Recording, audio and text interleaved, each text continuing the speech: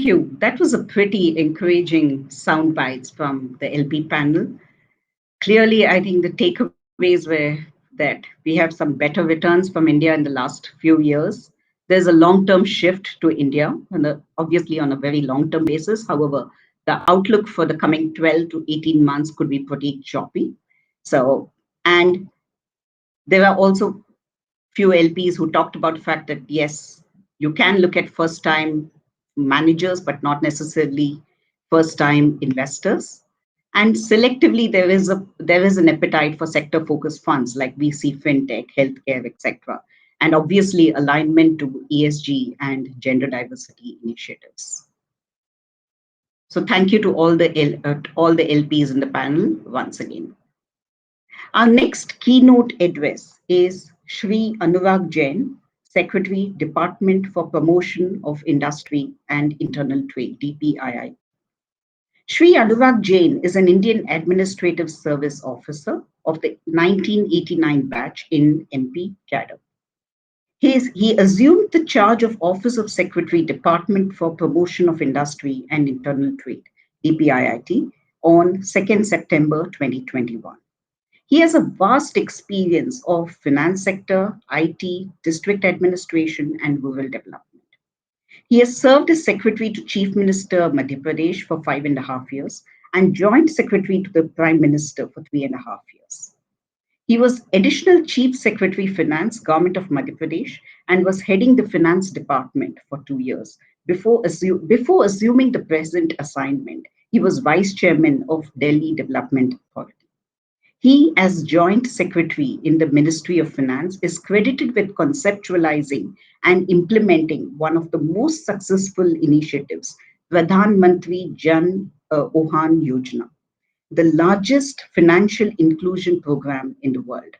As Secretary to Chief Minister Madhya Pradesh, he was the prime mover of enactment of Public Service Delivery Management Act, an innovative concept adopted by more than a dozen states in the country. As Secretary Information Technology, Government of Madhya Pradesh, he was instrumental in taking the state to top rungs in e-readiness assessment of states and union report. So a very warm welcome to Shri Anurag Jain, Secretary DPIIT.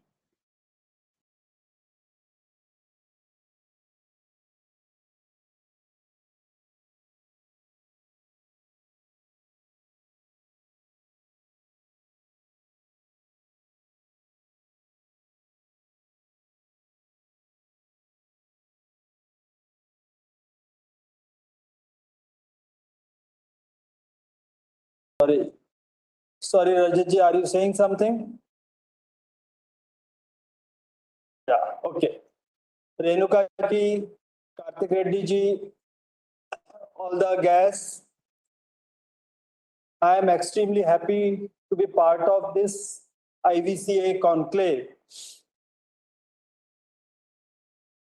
As I am told, this is 11th year when you have your flagship scheme.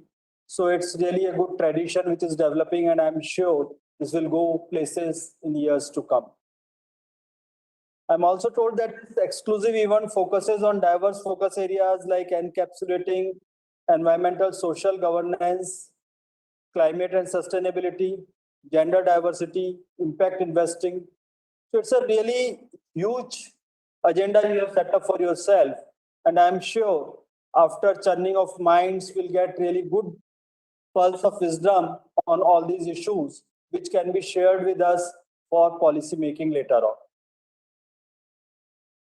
India, in a matter of last 6 years, since the startup mission was launched, we have grown to become the third largest ecosystem in the startup. Not that everything started from 2016, but before that, the kind of push which has been there, the system was not there. Such a fast growing of the ecosystem has happened because of the contribution of all the stakeholders, and IVCA, to my mind, has played a very, very important and crucial role in supporting government in policy making and giving us the feedback. So I also take this opportunity to thank, and I hope that this association continues so that we can work together to take the ecosystem deeper and stronger. I recall my last interaction with the members of IVCA on, I think that was 17th of December in the PM House, where I got to meet many of you individually. And I learned that a lot of good things like IRDA allowing insurance funds, PFRD allowing EPFO funds into AIFs, etc., has happened because of your efforts. A lot of other decisions have happened on the suggestions of IVCA. This year's budget also saw a lot of things. The startup is incidentally one of the things which figured prominently in this budget. And we are very clear that when we talk about Vision 2047, startup is key to our strategy.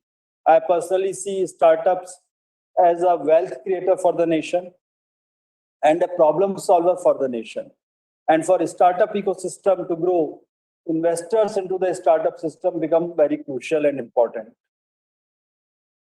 After the budget, government has taken up a lot of webinars. In fact, 11 webinars were taken up, out of which DPIIT organized 2 of them.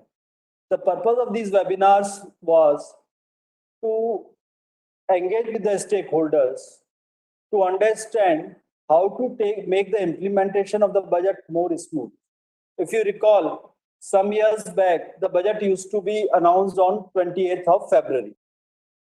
For last few years, the budget cycle was preponed to 1st of February. The reason was that all the preparatory work to implement the budget announcements and to take the implementation of the budget forward should be completed in a period of 2 months, so that from 1st April, we are ready to implement the budget. Earlier, actual availability of the budget used to get into April or May. So this major change has come. And now, Honorable Prime Minister has added one more task to us, that create the framework so that the decisions which are required to implement the budget don't take time, and we are expected to be ready before 31st of March. So I believe that the kind of conclave you have, that is very useful for people like us. I would request the organizers to share the findings of the conclave with respect to the budget announcements. What I would suggest, whatever your recommendations of the conclave are, divide it into 2 parts. One which are related to the budget of 2022, which will be very important and crucial for us for deciding our implementation path. Second part is those things which are new asked, that you can hold back. You can share with us right now also if you want, but you can hold back, develop on it further, and post them when we go for the consultation for the budget 23. For advanced speaking into the minds, you can share that now. But what we are really interested is in the implementation. So what has happened in this budget? If I look at it from the industry point of view, and otherwise also, the most important priority which was identified is PM Gati Shakti. I'm sure we have had so many webinars and write-ups that I'm sure all of you would have got to know what PM Gati Shakti is. But still, I'll just give a brief outline. To my understanding, PM Gati Shakti is a very, very transformative approach.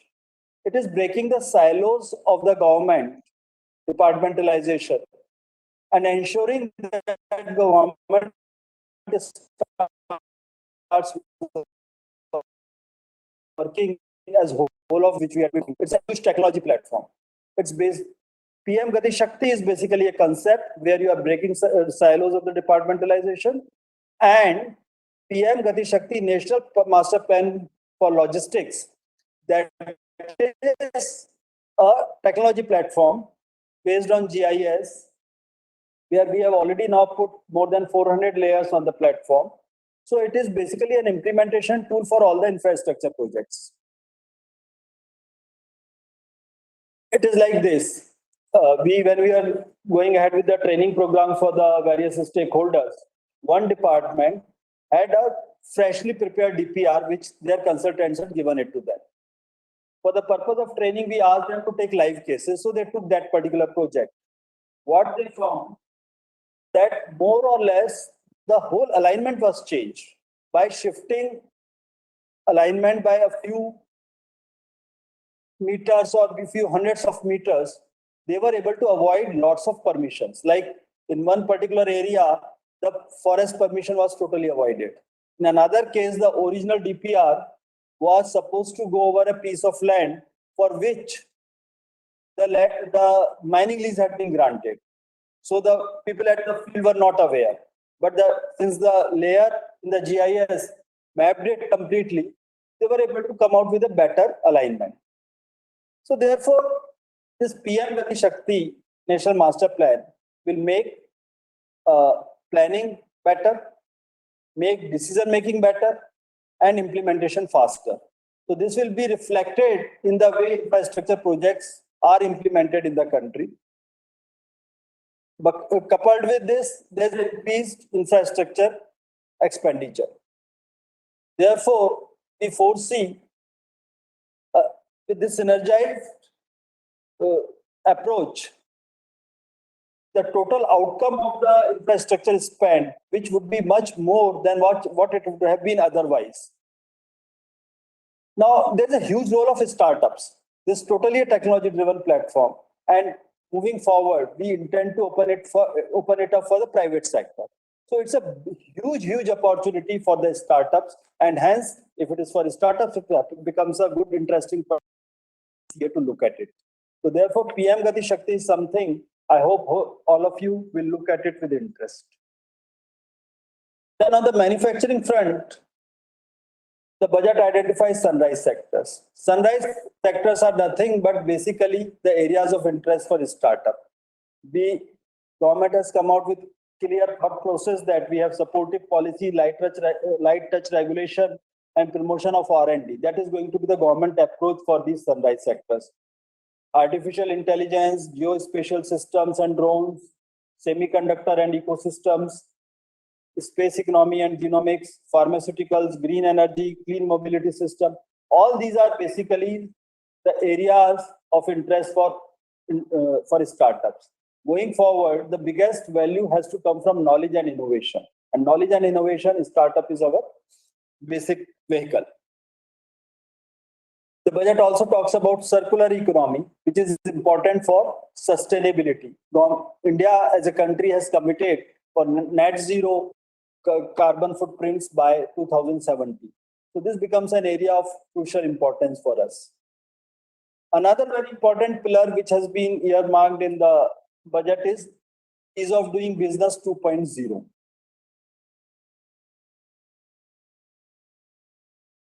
As all of you are aware that in the last 1 year, we were able to reduce compliances by about 25,000 compliances were reduced.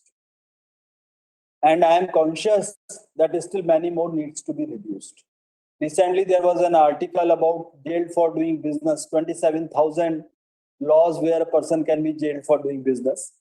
So we had a close look at. We are very open that if somebody brings it out to our notice, we need to engage and see how to improve our systems. On studying, we are actually studying it with the same group of people. What we found that almost about 70% relate to labor laws, where as far as parliament is concerned, they have enacted 4 labor codes and they have really simplified those laws. Now the next step which is required is state governments adopting the notifications, and thereafter a formal notification would be done. So which we expect to happen few months down the line. So major concern is already addressed. But still, we all need to work together to ensure that most of the state governments come fully on board and we are able to come out with the notifications. There, all of you have a role because all of you have a policy advocacy with the state governments. But what is more important, we are in process of designing our framework for ease of doing business 2.0. There were important announcements like interlinking of portals for MSME like Udyam Portal, eShram, National Career Serving, and ASI. There were announcements like RAMP program. I'm sure startups and I can look at this and make use of these programs for supporting and taking the startup ecosystem further. I would also request all of you to look at national single window system with interest and for feedback purpose. It is a huge effort being made by DPIIT. The national single window was launched in September 2021. It was a soft launch. It is still in continuous process of evolution. As of now, 21 departments permission are there integrated, central department permissions. 15 states have been onboarded. Some close to 1,000 approvals have been granted. One end-to-end approval on the vehicle scrap policy has been given. And all these startups, when they come up, register their company afresh, I would suggest that you please guide them, because they are all connected to the ecosystem. You are an important player there, that they should register using national single window.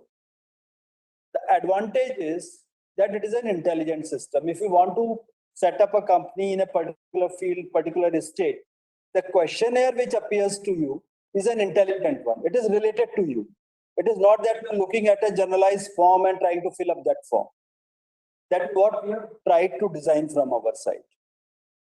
In addition to that, all those processes which have been integrated, just by filling up one form, your forms at the back end would be generated and would go to concerned department or the state governments. So this is what, obviously, if I am talking about it, we have designed it, I'll feel very good about it. But the real test is when I get the feedback. Of course, till now we have got some 18,000 users who have come onto the portal. We have got some feedback which we are trying to use for improving the portal further.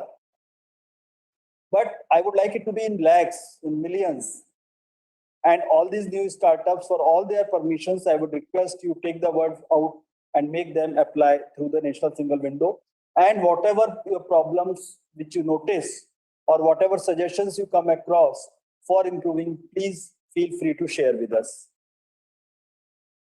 In this budget, then there's a huge section on the startups, which is basically your baby. I'm sure all of you would have had a look at that. Promoting innovation in defense, promoting R&D spend, 25% spend of R&D going into of defense into the R&D for. So this is a huge opportunity for startups. Similarly, drone system, agriculture system. So these are the specific areas where the budget talks about how to engage with the startups. There was also a talk of capping the surge 15%. I recall Gopal Srinivasanji talking about this very strongly in the interaction with the Prime Minister. Of course, we did not agree to what he said. He wanted this LTCG to become 10%, but it's a step in the same direction. It still gives you a benefit of about 4.5, a little more than 4.5%. So I think it's a welcome step in that direction. I also recall Renuka Ramanathanji very strongly arguing in favor of an expert committee. So that expert committee has also been put into place in the budget. So what you should be looking at, how to, especially say expert committee, how to make the implementation smoother. I would be happy listening to your views on that.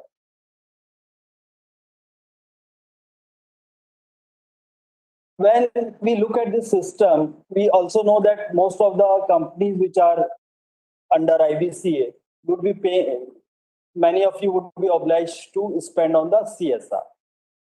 I think looking at the long-term goals which we have our sunrise sectors, we have a sustainability goal. So I would request all of you to think, how do we move forward to achieve these objectives? One of the things I could think of is your CSR spends. Can they be directed towards this? Can they go towards those startups, supporting those startups which are working on sustainability goals, or which are working in the sunrise sectors, or which are solving the big social issues of the country? That can be a hand-holding support on top of what you normally provide, because that's a CSR spend. So that can be a good convergence.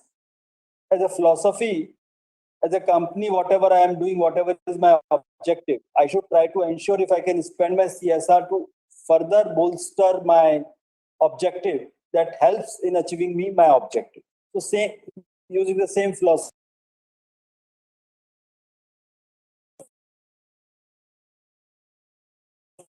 if we can move forward on that, it will be a good. Till now, we have not moved forward on green financing. And here is a very crucial financing system can play a crucial role into that. All those areas where the green finance, all those channels from where the green finance can come from, if they become part of your coffers, and then you can create a separate head for green financing and then help the startups which are working in this area, this will become very good. You could also think in terms of new innovative financing instruments. The other day when we were discussing with, I think Renuka ji was part of that discussion. I had requested her to participate in the credit guarantee scheme which we are trying to design.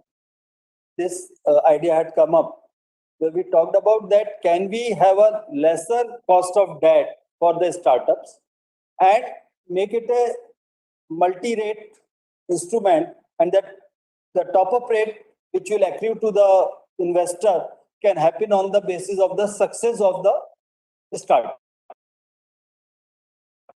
It is a similar concept of venture financing, but coming through a debt instrument, which will give a huge comfort to the startup community. So this is a kind of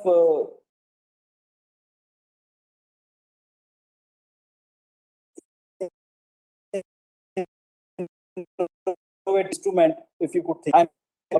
I see the chairperson herself being from the part of the women, but still we need to work a little more when we talk about the startup ecosystem. We are conscious that almost about 45% of the startups have a women director, which is a very good thing to have happened. But still, can we have, what more can we do to nurture women into startup ecosystem, make them entrepreneurs, how to handhold them? If IVCA could think of those ideas and actually use them for implementation. I recall the other day when Honorable Commerce and Industries Minister was talking to the startup ecosystem, he had suggested that all those unicorns which have come up as unicorns should adopt one district and start working in those relatively backward districts. Because if you've got something, I'm sure all of you want to give back to the society also. So if we start focusing what we call aspirational districts, so our efforts will get aligned and synergies will produce much better results. Similarly, obviously, one can't say it has to happen that centers like Bangalore, Mumbai, Delhi will have a much stronger and a thriving ecosystem. But I would like you to consider the example of cricket team of India. Some 15-20 years back, most of the cricket players were coming from some important centers like Delhi, Mumbai, Bangalore. Indian team was good, no doubt. India was a good team. But because of various changes which happened over the years, all of a sudden we started finding that the players from tier 2 cities or even villages started making it to India team. One of those revolutionary thing was IPL. I don't want to get deeper into it. But now the makeup of Indian team is very different. The players from these big towns, number has really gone down much lower. Basically, what is the important learning lesson for us? I don't feel that there is any difference in the quality of men and women who are entrepreneurs in these smaller towns. Only thing, it is the kind of opportunity exposed to. So what can we do to take the ecosystem to these smaller towns? If we work together to do that, I am sure that our startup ecosystem will be much more strong and deeper very quickly. People who are in these tier 2, tier 3 cities, they come up with some brilliant ideas, but they don't know how to execute them. So if we can do some system to mentor them, to handhold them, it can really be a game changer. So these are some thoughts when I got this invitation. I thought of sharing my mind with you. I hope you consider this and move into action on that. And I shall be extremely happy to get the feedback from the IVCA on the recommendations of the conclave and especially related to the budget. Thank you. Thank you very much, Secretary Sir.